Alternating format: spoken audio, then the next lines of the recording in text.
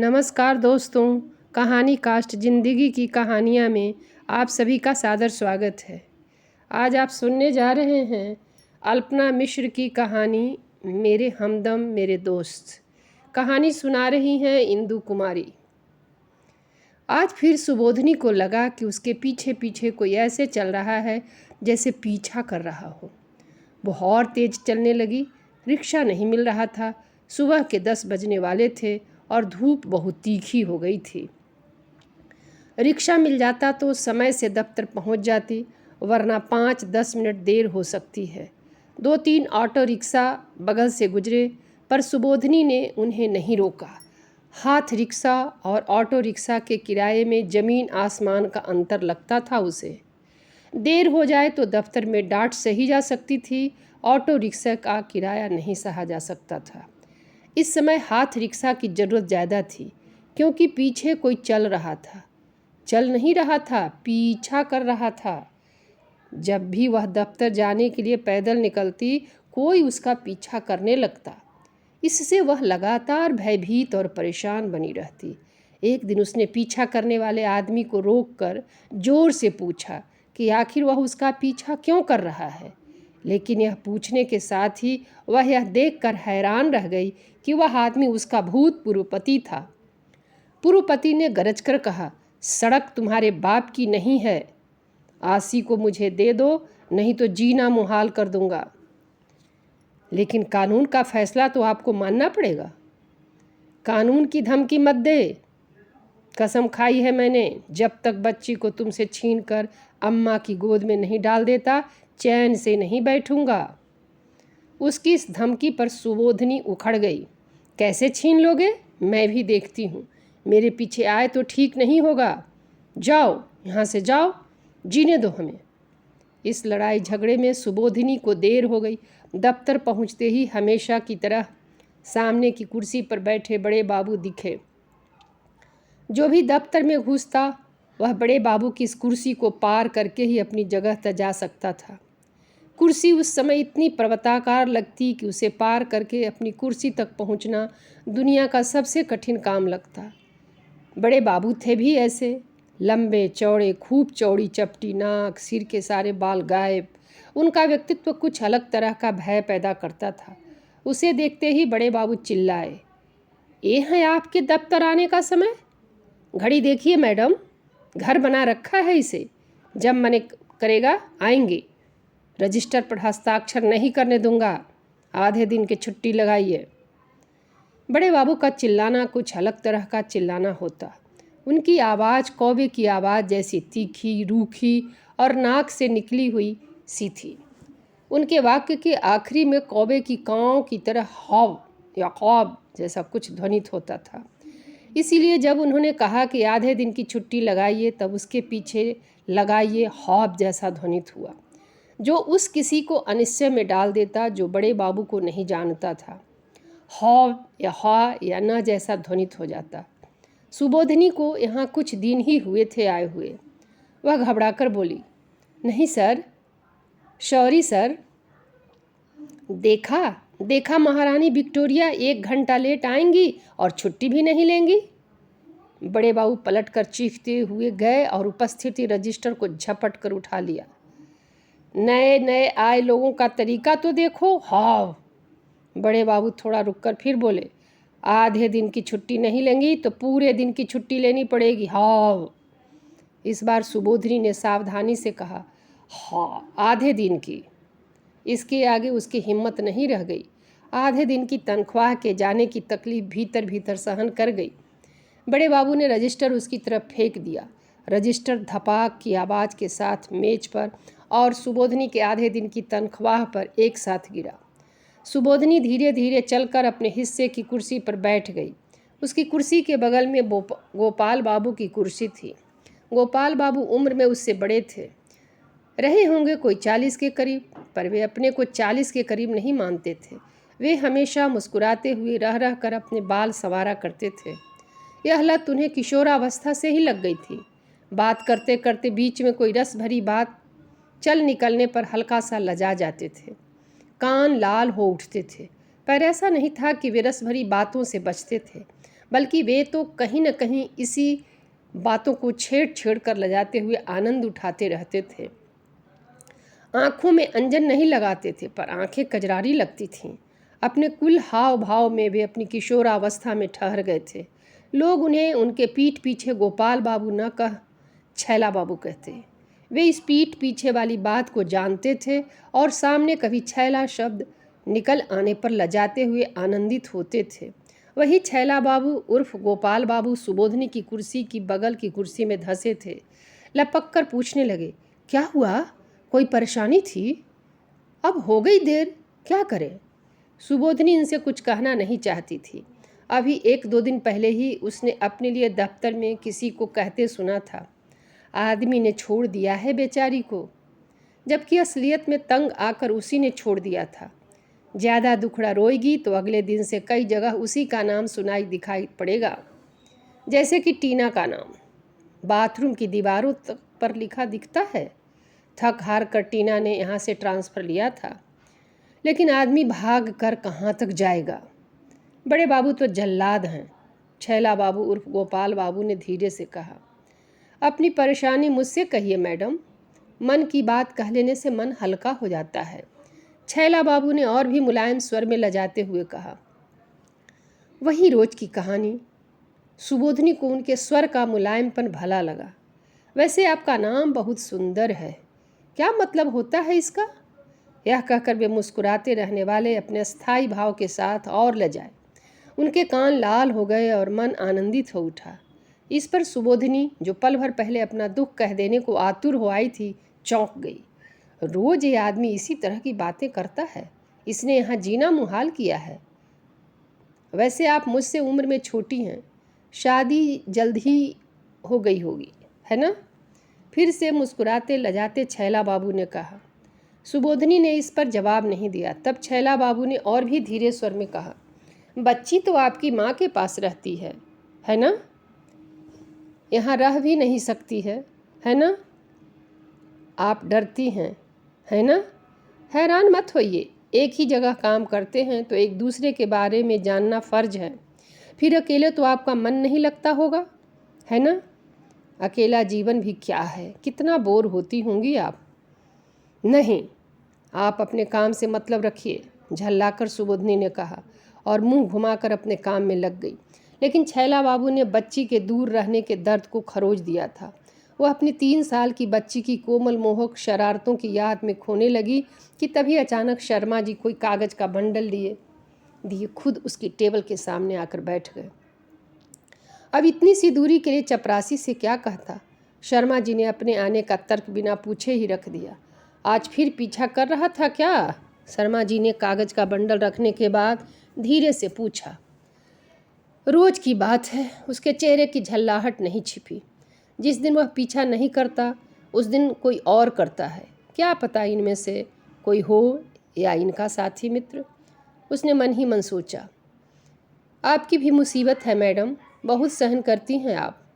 ईश्वर कष्ट देता है तो उसे सहन करने की ताकत भी देता है, कहकर शर्मा जी ने अपने गले में पहने काले धागे में बंधे शंकर जी के नग वाले लॉकेट को छुआ।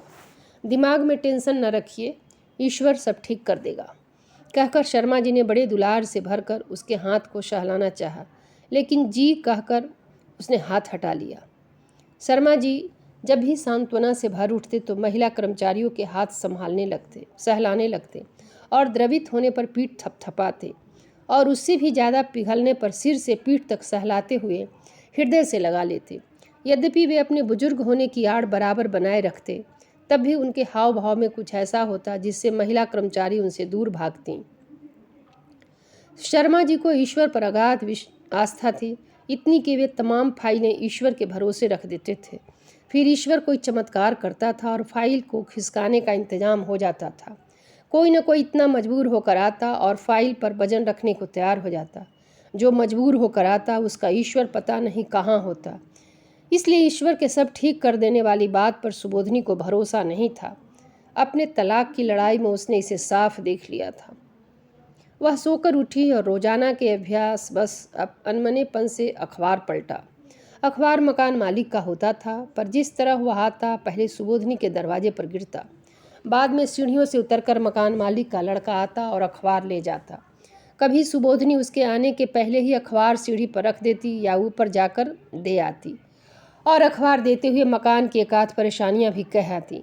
मकान मालिक को अखबार दे देने के पहले सुबोधनी उसे जल्दी जल्दी खोलकर खबरों के शीर्षक देख लेती और उसी आधार पर दुनिया को जान लेने के अपने भ्रम को बनाए रखती। आज क्या हुआ कि उसने अभ्यास बस अखबार खोला और जल्दी जल्दी खबरों पर नज़र डाल रही थी कि एक खबर ने उसे रोक लिया। वह उसे विस्तार में पढ़ने लग गई और इस तरह अखबार मकान मालिक को दे देने में देर होती चली गई। खबर थी कि अमेरिका में बच्चे की कस्टडी को लेकर हुए झगड़े में पति ने पत्नी को गोली मार दी थी।